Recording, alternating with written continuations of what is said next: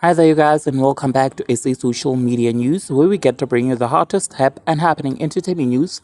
Please don't forget to like, share, and subscribe if you haven't done so.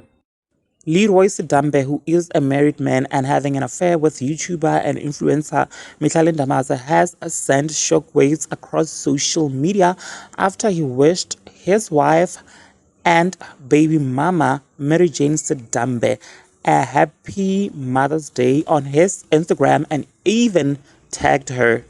He wrote, "Happy Mother's Day to you. I'm called Daddy because you made me daddy at Mary Jane Sidambe."